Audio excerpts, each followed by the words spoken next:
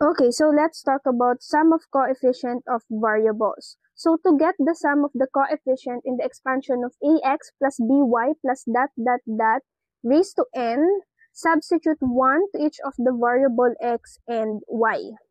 So let's have an example. Find the sum of the coefficient of the variables in the expansion of 2x plus 3y minus a raised to 8. So first, we're going to substitute 1 to each of the variable.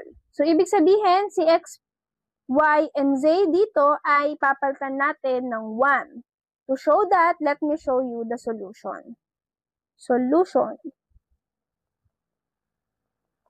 So 2x plus 3y minus a raised to 8 is equal to, first, we're going to substitute 1 to each of the variables. So magiging 2 times 1 plus 3 times 1 minus 1 raised to 8.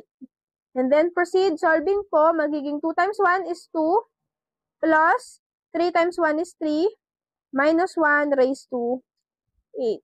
And then proceed again. 2 plus 3 is 5 minus 1 is 4. 4 raised to 8. So if we're going to expand this po, magiging 4 times 4 times 4 times 4 times 4 times 4 times 4 times 4. Ayan. But if you have calculator, you can type in po 4 raised to 8. So ang magiging sagot is 65,536. Nagagets po? Okay. So let's have another example. Find the sum of the coefficient of the variables in the expansion of 3x minus 5 raised to 6. So first, we're going to substitute 1 to each of the variables. So si x po, papalitan po natin ng 1.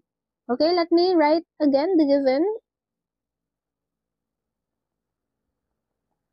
3x minus 5 raised to 6 is equal to, first, we're going to substitute 1 to each of the variables. So magiging 3 times 1 minus 5 raised to 6.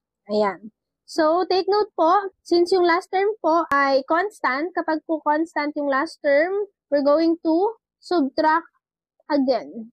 We're going to subtract negative 5 raised to 6. So, nagbabago po yan, depende sa kung ano yung last term. Okay? So, let's continue.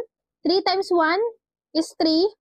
Minus 5 is negative 2. Negative 2 raised to 6 minus, copy, negative 5 raised to 6. Okay?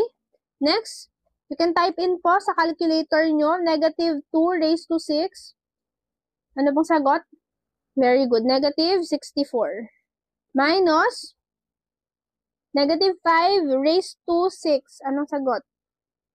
15,000, positive 15,625.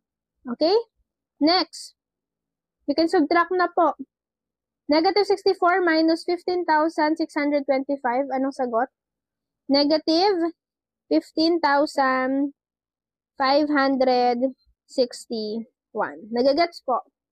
So that's how we get sum of coefficient of variables.